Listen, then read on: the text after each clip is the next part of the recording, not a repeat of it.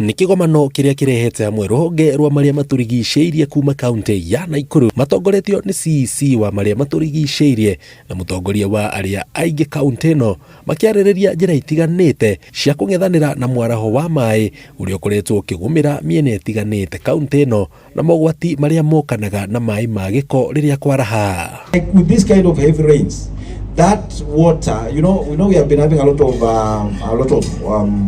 lot of cracks in Nakuru, particularly the western side.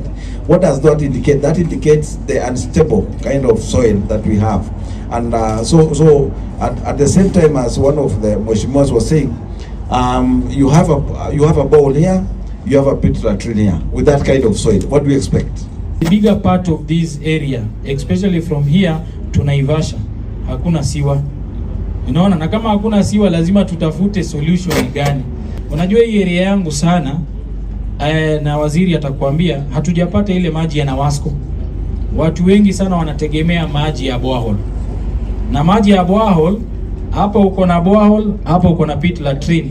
You can imagine the underground water inakuwa contaminated. Lakini kama tutapata solution ya kusafisha maji taka kabla ifike kwa underground water, unaona watu wetu hata tutakuwa tumepunguza magonjwa. Oho nĩ mamũrĩkĩte mĩena ĩrĩa ĩhutagio nĩ mũiyũro gũkũ makĩamũkĩra mathomo kuma kũrĩ ataaramu ma njĩra itiganĩte cia kũgirĩrĩria mĩaraho na maĩ ma gĩko rĩrĩa kwaura kũhĩtũkĩra njĩra cia kĩrĩu. UNDP illustrates that annually about 7,000 people, actually children, die because of sanitation-related illnesses. You think about that, and then you bring in issues to do with hand washing, just basic hygiene, another about 7,500. So there is serious sanitation problem that is resulting into death, and therefore there is a whole socio-economic challenge into that. Best bet. I represent the biggest population in this county. Yes, my ward is the most populated. And we are disadvantaged because we are at the lowest part of the town. That means that we are not able to share the sewer system that everyone else is enjoying.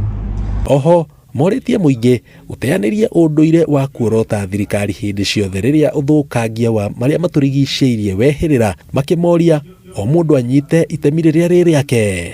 Wakati tunasema tunataka mazingira safi na sisi ndio tunaharibu mazingira, so tuangalie na tufanye ile ambayo inastahili. Wewe kama mwananchi, mambo ya kutupa taka, mambo ya amesema wanaume sana, kwanza sisi ndio huwa tunasimama, unasema acha nisimame hapa. Hapana, simama. Wakati unasimama unaharibu mazingira, si ndio? Our vision is simple. It's to partner with the government. It's to partner with communities and individual homeowners, builders, contractors, to just look at ways of addressing this challenge. So we are here to complement government efforts, and our approach is just focused on mitigating that. Tutawashikilia kwa assembly, ukileta hiyo proposal na sisi tutaifuatilia. Tutakimbia nao vile umekimbia nao kama kijana. So the question we need to ask ourselves, and I think that is what Edu asked himself, is yes, we are saying we are providing water. Then after using that water, what happens? That is the issue that really need to be addressed. Ngeri Fotere Noro TV, Njĩtagwo Jenga, Wawaboi.